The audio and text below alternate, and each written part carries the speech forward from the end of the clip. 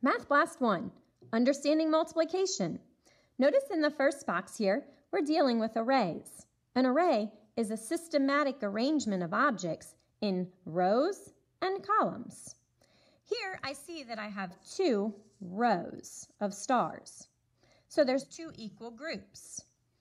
There are 3 stars in each row for a total of 6 stars. 2 equal groups of 3 equals 6. So 2 times 3 equals 6. The array of hearts. I have 2 rows, so that's 2 equal groups. And there are 2 stars in each of those groups for a total of 4 stars. 2 times 2 equals 4. Patterns. What rule is the function machine using? Here we are investigating a relationship. I'm trying to figure out what happens to the input number to get to the output number.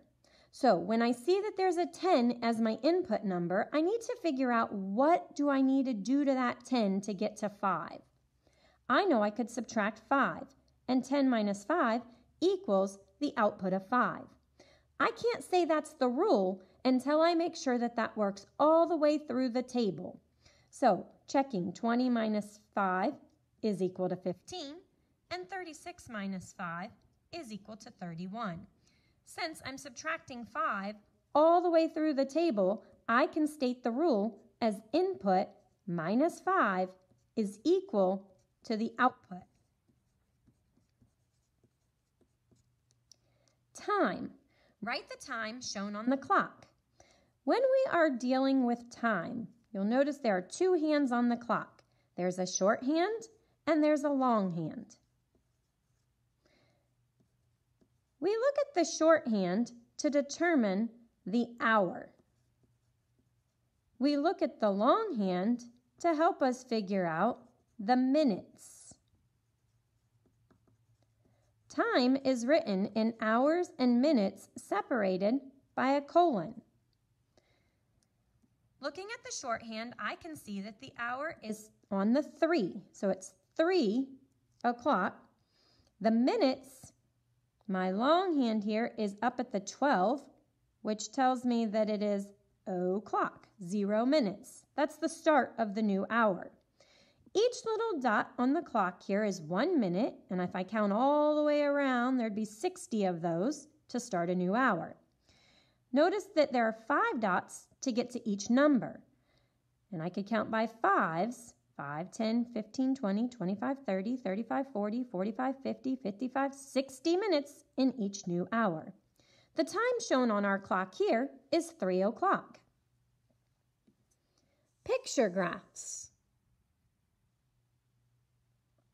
Number of children at after-school care during the week. Notice that that's the title of my graph.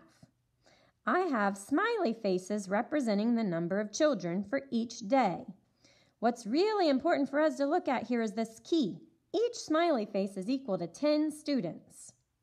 So the question we'll look at, how many fewer students are at after-school care on Friday than on Wednesday?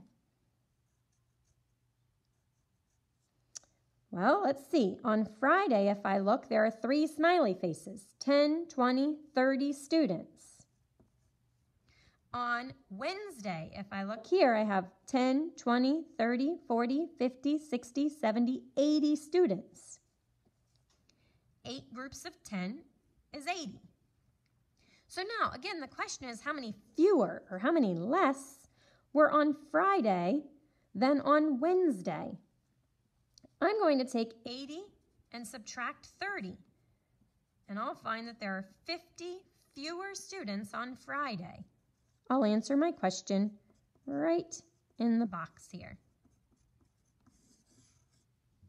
Another way I could see that too is that there are 3 smiley faces here. So if I take those 3 smiley faces and get rid of those, I see that there are still 5 more smiley faces.